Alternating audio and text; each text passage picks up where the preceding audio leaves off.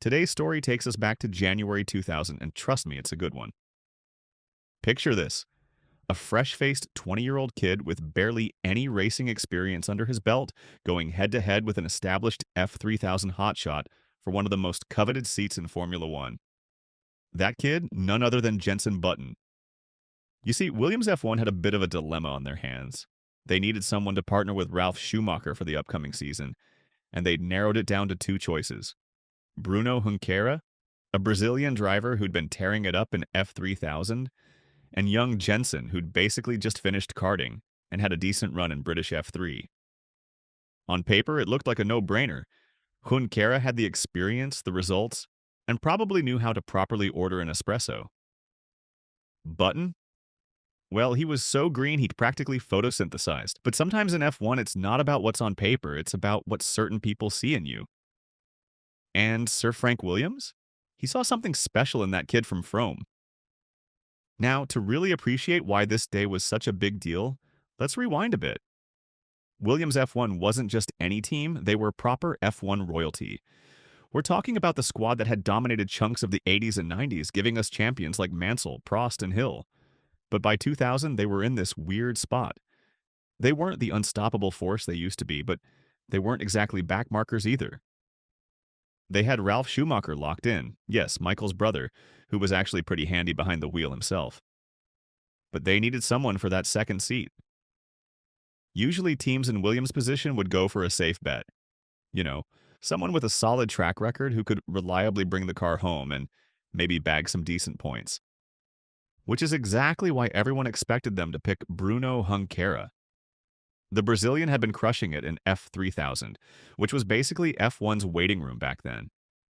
He knew his way around a race car, had proven himself in high-pressure situations, and seemed like the logical choice.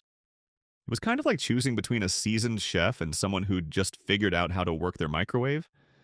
But here's where it gets interesting. Williams wasn't just looking for a driver for 2000. They were trying to spot the next big thing, someone who could potentially lead them back to their glory days. And sometimes raw talent speaks louder than a packed resume. That's where our mate Jenson came into the picture, fresh-faced and probably still getting ID'd at the pub. So Williams sets up this shootout in Barcelona. And when I say shootout, I don't mean the Wild West kind, though I'm sure the tension was just as high. They basically told Button and Junqueira, "Right, lads, show us what you've got."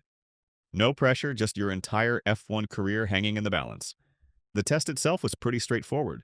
Both drivers got equal time in the car, same conditions, same track. But here's the thing. Button, despite having about as much experience in a proper race car as I have in brain surgery, was absolutely flying. He wasn't just quick, he was consistently quick, which is what really makes F1 teams sit up and take notice. Now, Sir Patrick Head, Williams' technical director at the time, was actually pulling for Junqueira. Made sense. The Brazilian had more experience, knew how to develop a car, and probably wouldn't need someone explaining what all the buttons did. But Sir Frank Williams? He had this knack for spotting raw talent, and something about Button's performance that day just clicked with him. The funny thing is, Button wasn't even supposed to be there in the first place. He'd basically stumbled into this test through a series of fortunate events and some clever management. It's like showing up to a party you weren't invited to and ending up becoming best mates with the host. And there he was, this baby-faced kid from Somerset, making a Williams F1 car dance around Barcelona like he'd been doing it his whole life. By the end of the day, Sir Frank had seen enough. In typical Williams fashion, they didn't drag it out or play games. They just looked at the data, looked at the potential, and made their call. Jenson Button, at just 20 years old, was about to become the youngest British F1 driver in history. But here's where things get a bit sticky. Patrick Head wasn't exactly doing cartwheels over the decision to sign Button. He'd been firmly in Camp Junqueira, and honestly, who could blame him? The Brazilian had the experience, the technical know-how, and probably understood more about car development than what Button knew about shaving at that point. There was also this awkward cloud hanging over the whole thing. Plenty of people in the paddock thought Williams had lost the plot. "They've picked a kid who barely knows which end of the car goes first," was the general mumbling. The press wasn't exactly gentle either. They were basically treating it like Williams had just appointed a golden retriever as their chief strategist. And let's be real, Button's CV was thinner than the margins in qualifying. He'd done 1 year in British F3, finishing third, and before that it was basically just karting and trying to convince bouncers he was old enough to get into clubs. Meanwhile, Junqueira had been grinding away in F3000, proving himself race after race. It was like comparing someone who'd just learned to swim with an Olympic athlete.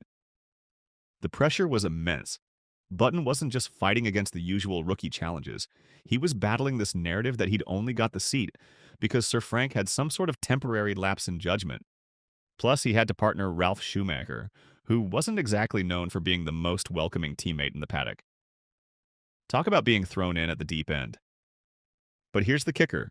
While everyone was busy debating whether Williams had made the biggest mistake since someone thought the Brabham fan car was a good idea, Button just got on with it.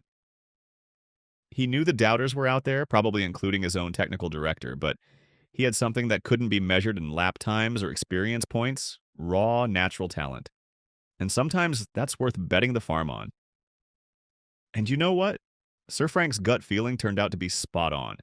Button didn't just survive his rookie season, he properly impressed everyone. He scored points in his second ever race, became the youngest F1 points scorer at the time, and showed this natural feel for the car that had veterans raising their eyebrows, in a good way this time. The kid who supposedly wasn't ready for F1 went on to have a career spanning 17 years, racking up 15 wins, and oh yeah, that little thing called the World Championship in 2009. Not too shabby for someone who got picked over the safer choice at right. As for Bruno Junqueira, well, he never quite made it to F1 in the end. He had a solid career in kart and IndyCar, but that Williams shootout turned out to be his closest brush with Formula One. It's one of those sliding doors moments in F1 history, one decision that completely changed the trajectory of two drivers' careers. Perhaps the sweetest part of all this is that Patrick Head, the same technical director who'd initially wanted Junqueira, later admitted he'd been wrong about Button. And in F1, getting someone to admit they were wrong is about as rare as a Mercedes finishing last these days. But that's the beauty of this sport, isn't it? Sometimes the most important decisions aren't made based on spreadsheets or statistics, but on that indefinable something that makes someone special. Sir Frank Williams saw that spark in Jenson Button back in January 2000, and the rest, as they say, is history. So, what's the big deal about picking a fresh-faced rookie over a more experienced driver?